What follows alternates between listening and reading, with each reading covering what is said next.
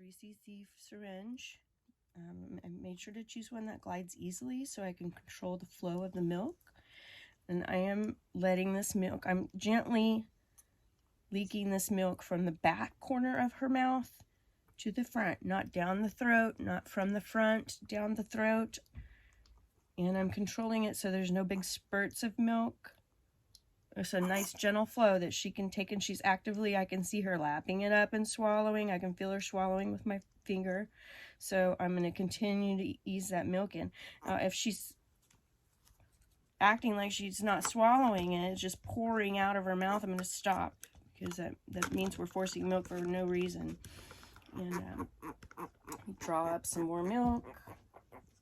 We're going. We're not done. Okay. At this stage, she's taking about 4 of these syringes every hour. So that's 12 cc's of goat's milk.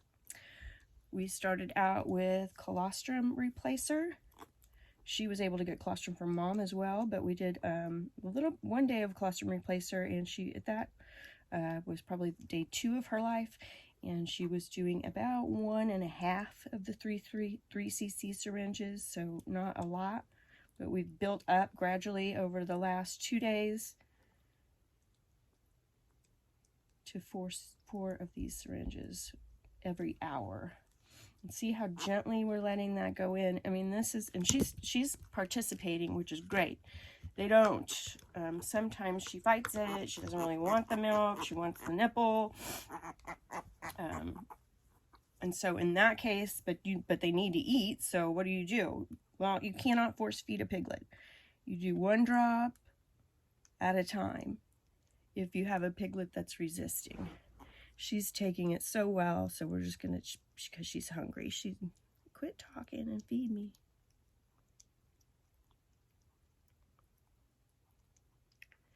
This is how you syringe feed.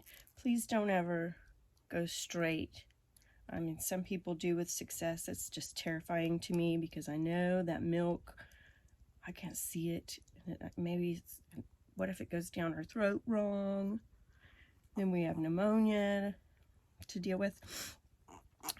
She's doing such a good job. You're a movie star already.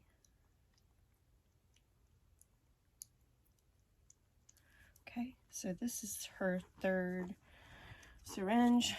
Still drawing it up from our little Tupperware container. This milk was warmed in the microwave, but you're going to want to be sure you test it on the inside of your wrist to make sure it's not too hot. And stir it up, because microwaves can kind of heat inconsistently. We don't want any babies getting burned. Okay, here we go. Are you all done? This is her last syringe. This would be number 4, I think. So this is probably going to be her last syringe. I have been lucky, and I laugh when I say that because I don't have to set an alarm clock for her, but I do highly recommend setting your alarm clock so you've got you're prepared to give feedings every hour or every 2 hours as the piglet needs. This baby girl is a feed me every hour girl, and she's very vocal about it, but I have her close. She's right on on the other side of my bedroom, so I can hear her pretty well. But I set the alarm anyway because you can't miss a feeding. You really can't. They need it.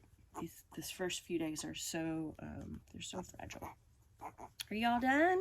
There's 1 more drop. I think you would eat some more. You want to try number 5? You want to try number 5? Okay, so what else do I need to say? Heat source. She has her own heat source. She's staying in a tote with a blanket that I've cut down to make sure that she's not going to get wrapped up in it or suffocate. She's got a potty pad. She's got some wood shavings. But most importantly, she's consistently at 90 degrees with no window draft, no air coming in through doors opening or closing. She's just super warm at 90 degrees, and they need that right from the start. And I'll just show you what we're feeding.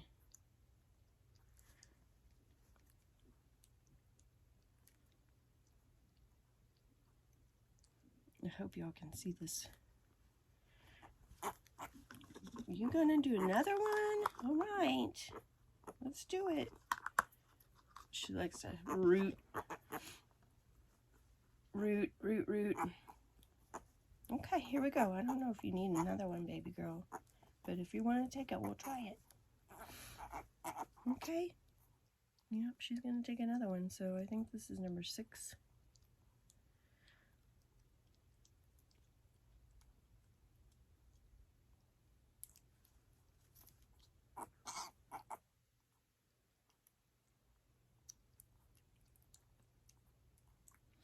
And I think, I don't know if I mentioned it or not, if they're resisting, because she did resist, and she still does resist the syringe, don't force it.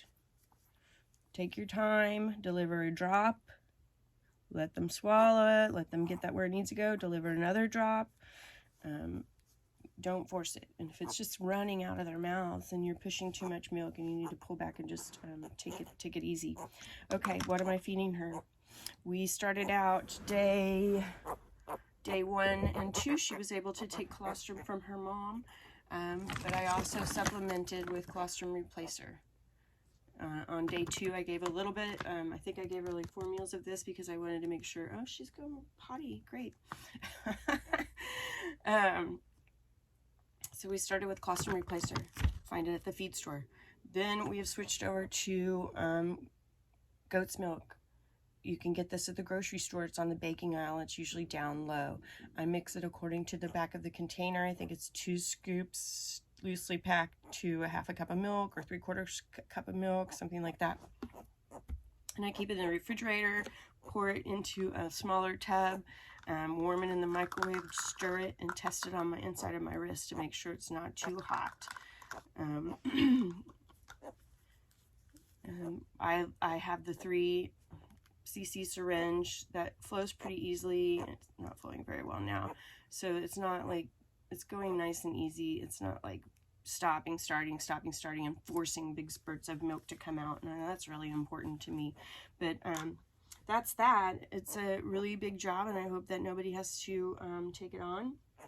We just never done a syringe feeding video before, so I thought it was important to take the opportunity to educate. We will be switching her to a pan.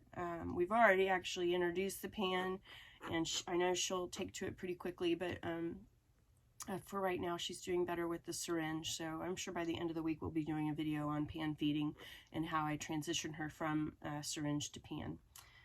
And we will get that video posted to the appropriate websites. So thank you very much. I hope that this helps. I hope you're not in a situation where you have the pressure of having to take care of an underage piglet, but if you do, I hope the information is helpful.